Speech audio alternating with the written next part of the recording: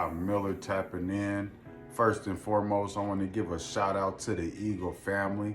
I want to thank y'all for showing y'all support, viewing the videos and hitting the comment box, showing up and showing out as y'all always do, man. Much appreciated. Now today I got another raw banger for y'all. This is internal cashiers, man.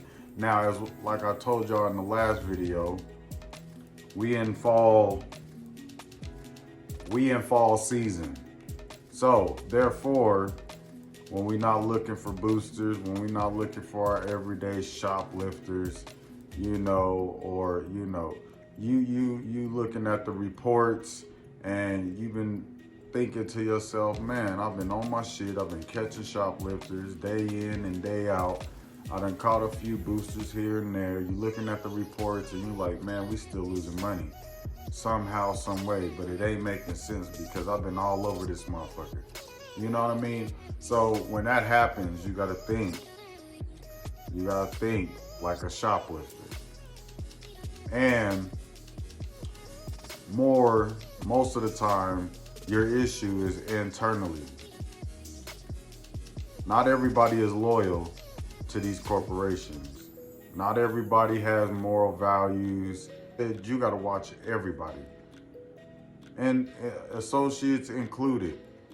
You got some associates who will butter you up, try to get on your good side, so you don't watch them or they can get away with shit. You got some people, that'll try to flirt with you, try to butter you down that way. But at the end of the day, you gotta have tough skin and you gotta stay solid on this shit. You know what I mean? And you gotta kind of recognize when people are, on that sketchy shit. So when it comes to these cashiers have a few tactics that they use to get away with stealing. Now, the first tactic they use when they steal money is they take from big purchases. I'm talking about $300 and up. So if you got somebody on your radar that's a cashier and you suspect them of stealing, but you can't prove it, you need to start there with these big purchases that come through their line. $300 and up. And I'm telling you what I know. My regional manager taught me this tactic a long time ago. And I thought he was full of shit, but it actually works. And he pulled it up on the SMART system. Anybody that does AP know what the SMART system is. Anybody that's in management know what I'm talking about. So you bring up the SMART system, you look for these big purchases, it'll give you timestamps, what register, it happened on. You view the cameras, you watch the whole transaction. After the transaction, you see the cashier acting a little sus. Start looking around, looking up at the camera. Red flag. Clear sign that cashier is about to do something stupid.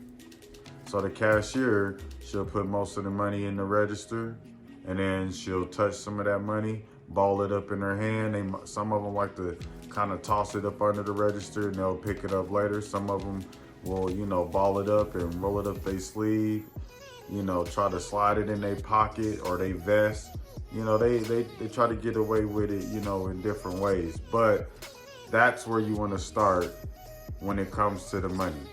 The second tactic they use is they will have friends and family come through their line with the stolen merchandise concealed in their luggage or their purse, pockets, wherever. They'll pay for a couple items, then be gone. And that's how that works, just that fast. So as an APA, you got to think to yourself whether you want to make that apprehension or not, because you could possibly blow the internal by catching the friend or the family member. And then that internal might quit their job the same day or might not just come in after that day. And then, you done lost that internal. So, just be mindful of that. And how you could tell whether you should take that or not is just kind of, if you can, get close enough to where you can listen to the conversation. and you can decipher whether it's on a personal level or, it's just respecting the customer and, just serving the customer and letting it be that. So you got to just kind of pick between the two and just make an educated guess.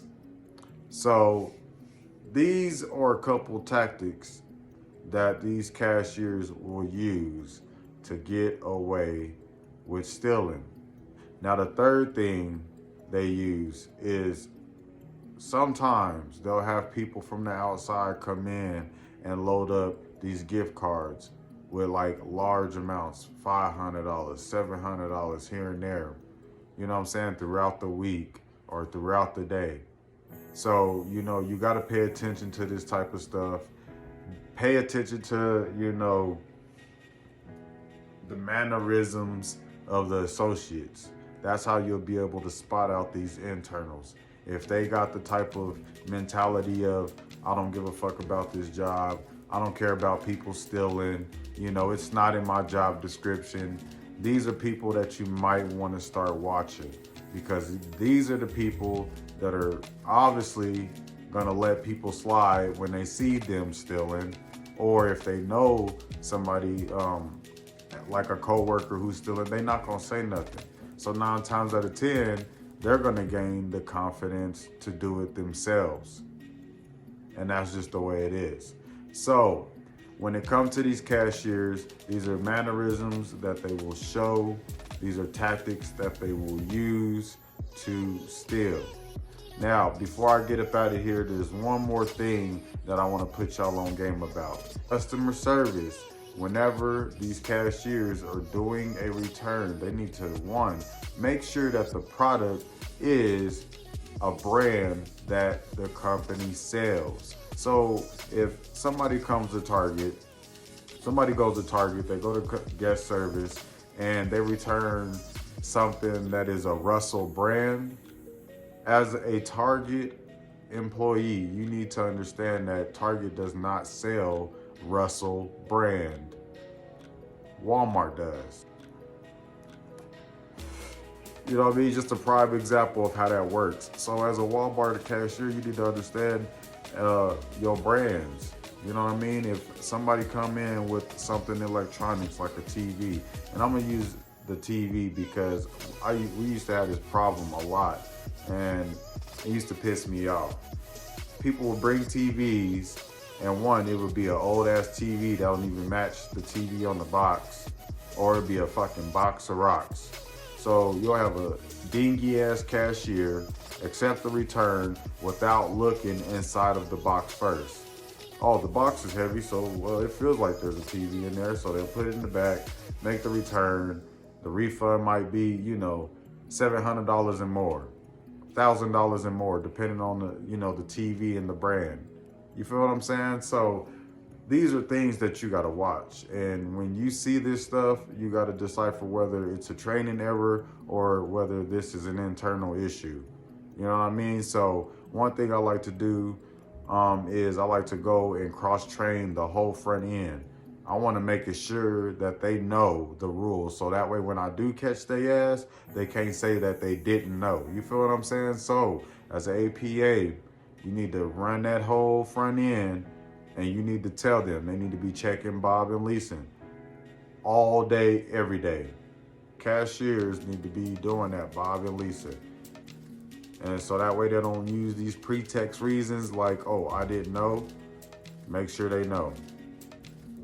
Whole front end. They know about credit card fraud, Bob and Lisa. They up to date with people who are using counterfeits. You know what I'm saying? And fuck it, while we talking about it, while it's hot on my brain, when it comes to these counterfeit bills, understand the game. Y'all do not have to give these counterfeits back on some real shit. I mean, the last time I checked, I think it was a felony to use counterfeit bills to buy merchandise. So what I used to do when people came to my store using counterfeits and the cashier would call me to the register, I take the money, I look at it, I could tell it's fake by the way it looked. the corners don't match up. It'd be some dumbass shit. You know what I mean? And so I tell the person I'm keeping the money, they're not getting the money back. Now, sometimes they would start tripping, start trying to cuss me out about it, and then I just let them know, look, you just committed a felony trying to use this counterfeit money to buy merchandise at this store. So if you want to take it there, we can go there, we can get the boys involved, and then they could deal with you. What you try to do? 9 times out of 10, they leave in the stove.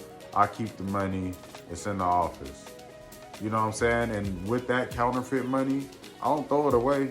I use that money to train all the cashiers. This is what it look like. This is what it feel like. You feel what I'm saying? So that's what it is, man. For all the APs out there, man, if y'all got something y'all want to add to this, go ahead, hit that comment box. To the Eagle family, I want y'all to have a good day. Be aware. Check your surroundings. Be alert. You feel what I'm saying? We're living in a crazy world today, so you know what I'm saying? Check your surroundings at all times. It's your boy Eagle Eye Miller. Till next time, raw and unscripted. I'm out.